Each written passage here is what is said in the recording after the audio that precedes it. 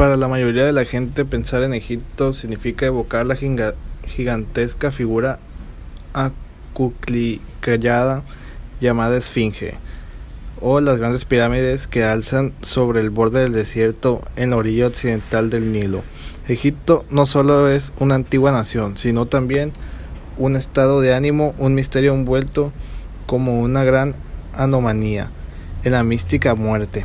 Sus grandes restos arquitectónicos son edificios dedicados a las prácticas funerarias. Sus pirámides son como gigantescos montículos funerarios artificiales.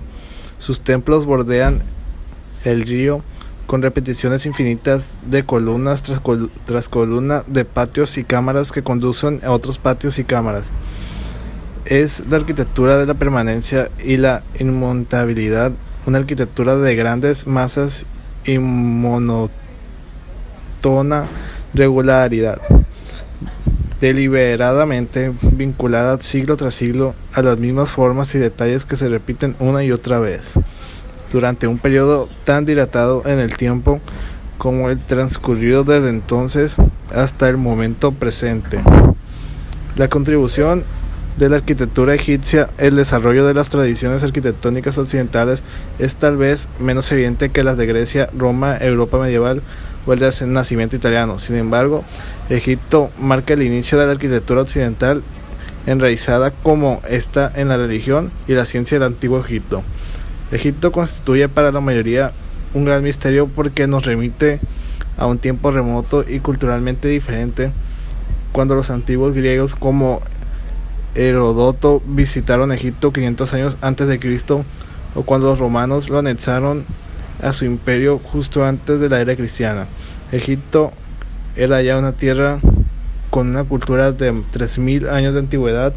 Si ya Heródoto malinterpretó el mundo egipcio de su tiempo, no debe extrañarnos que 2500 años antes, la pirámide escalonada de Zoser en Saqqara. Las primeras sepulturas predinásticas eran unos rudimentos fosos excavados en arena a modo de prismas y cubiertos de losa de piedra, aunque no era infrecuente que los chacales escarbaran y terminaran por desenterrar los cuerpos. Así pues, esta práctica evolucionó hacia la construcción de un edificio encima de la cripta, cerrado por paredes de ladrillo de barro prensado. A medida de que esos edificios fueron adquiriendo importancia, se incorporaron algunas pequeñas salas para guardar las ofrendas de los productos que debían alimentar al muerto en su peregrinación por ultratumba. Si hubo alguna revolución perdurable y radical en la arquitectura egipcia, esa fue la protagonizada en el faraón de Zoser y su arquitecto y primer miembro de Ihotep, con la construcción de la pirámide y el complejo funcionario de Saqqara, al sur de la capital de Memphis, durante la tercera dinastía. Las razones que impulsaron a Zoser a llevar a cabo este cambio sin precedentes y el por qué Ihotep lo proyectó de esta manera y no de otra son inescrutables. Por lo cierto es que la forma piramidal fue adaptada inmediatamente por los sucesivos foráneos, quienes más tardaron irían suavizando la superficie de las caras de la pirámide y rellenando los huecos de los escalones, hasta darle la forma lisa familiar que todos conocemos. Las pirámides de Giza. Los historiadores de la antigüedad ya apreciaron el carácter especial de las pirámides de Giza. De hecho, les concedieron el privilegio de figurar en primer lugar entre las 7 maravillas del mundo. El trío de Giza representa la culminación de la edificación piramidal, que ya no sería superada jamás por ningún otro monumento egipcio. Las caras de cada una de las imponentes masas pétreas están perfectamente orientadas a los 4 puntos cardinales. La primera que se construyó es la más septentrional y la de mayor tamaño de las 3. Fue erigida por Keops, el segundo faraón de la cuarta dinastía, aproximadamente entre los años 2680 y 2560 a.C. La siguiente, inmediatamente al sur de la anterior fue la construida por el hijo de Keops, Kefren, en Egipto, Jafra, el tercer faraón de la cuarta dinastía. Más tarde, al sureste de la pirámide central, el faraón Miquerinos, en egipcio Menkaura, hijo de Kefren, construiría la tercera y más pequeña de las tres. La innegable fascinación que ejercen las pirámides se debe sin duda a dos factores: su imponente tamaño y la precisión con que fueron construidas. En origen, la pirámide de Keops iba a construirse totalmente encima de la cámara funeraria subterránea excavada en la roca de la meseta. No obstante, mientras se colocaban las primeras hiladas de bloques, se cambió la idea inicial de la cámara subterránea por la de una cámara algo elevada sobre el nivel exterior. Las pirámides son como montañas cuyas piedras fueron elevadas una a una desde el nivel del Nilo hasta la meseta. Las antiguas metrópolis egipcias de Menfis y Tebas han desaparecido, pues estaban hechas de ladrillo de barro prensado. Entre los años 1379 a 1362 a.C. se fundó una nueva capital, Actatón, el horizonte de Atón. Esta ciudad pretendía ser la sede de la revolución religiosa emprendida por Agnatón. A la muerte de Agnatón, la ciudad y sus nuevos templos fueron demolidos por los sacerdotes de Amón y las piedras del templo empleadas para construir otros edificios. Agnatón ha permitido la reconstrucción de una espaciosa casa de un suburbio septentrional de la ciudad. En torno a la casa principal se organizaba una serie de dependencias secundarias: el granero en el lado este, los establos y un cuarto de carruajes en la esquina suroeste del conjunto.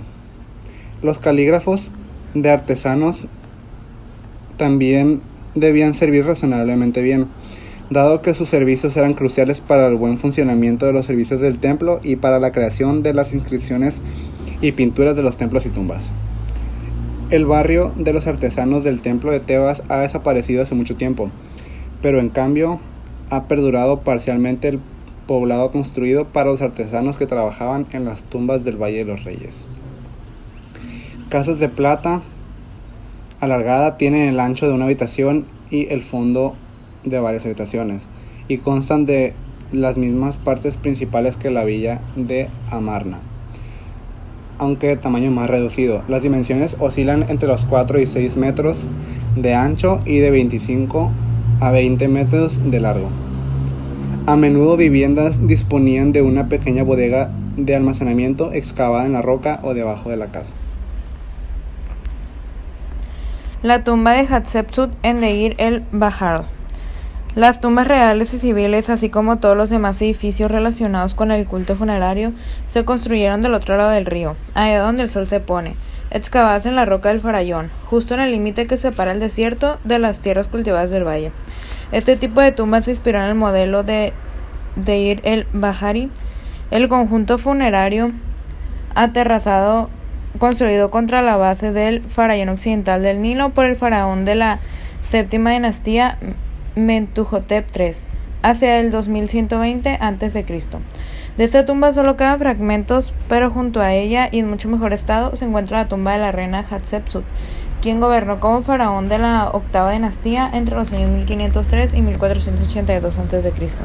Entre sus muchos logros se cuenta la expedición comercial naval que realizó al Punt, de la que regresó con un cargamento del árbol de la mirra, productor de una goma y una resina aromática.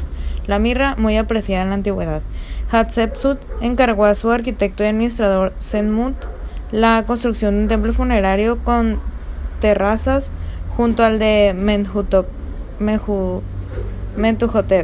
que debía servir también como paraíso terrenal para Amón, con un jardín de árboles de la mirra importados del Punt.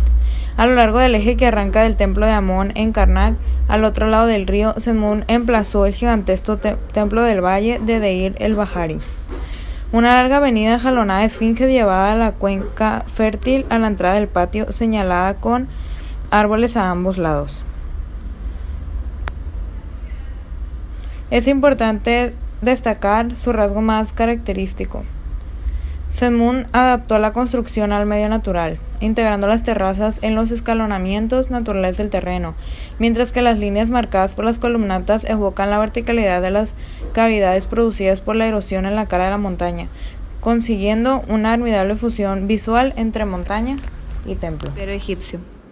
Su carácter de lugar sagrado de importancia local se remontaba en la época del Imperio Antiguo, pero a partir de la quinta dinastía empezó a adquirir preeminencia, convirtiéndose en el lugar sagrado más importante de todo el país. Con la nueva prosperidad tebana, basada en los botines de guerra y en el comercio de un imperio egipcio en plena expansión, los sucesivos faraones fueron ampliando los templos de Amón en Karnak y Luxor. Justo al sur de Tebas y a la orilla del río Nilo había zonas sagradas principales, que eran el templo construido durante el Imperio Medio y el dedicado a Amón en Karnak y otro en Luxor, a 1,5 kilómetros. El templo de Luxor estaba dispuesto aproximadamente en paralelo a la orilla del Nilo, mientras que el eje del Karnak apuntaba al este, concretamente hacia el lugar de donde sale el sol a mediados de invierno. Ambos fueron reemplazados durante la dinastía 18 y ampliados posteriormente varias veces. Alrededor del conjunto de Karnak se emplazaron varios templos más, incluyendo los dedicados a Montú, Mut, Pat y Khonsu, de menor tamaño. Las construcciones prosiguieron a lo largo de un periodo de más de 1700 años y las dimensiones finales del conjunto son de 366 por 98 metros. Alrededor del templo aproximadamente hay una serie de templos auxiliares como un lago sagrado, jardines, graneros, diversos edificios administrativos, escuelas, etc. Todo ello encerrado dentro de un recinto de más de 0.65 kilómetros cuadrados. El lago sagrado y las barcas ceremoniales que se guardaban en el templo para trasladar a las imágenes de las deidades del templo a templo durante los festejos religiosos reafirman la vinculación con el Nilo, que bañaban mansamente el lindero oriental del templo.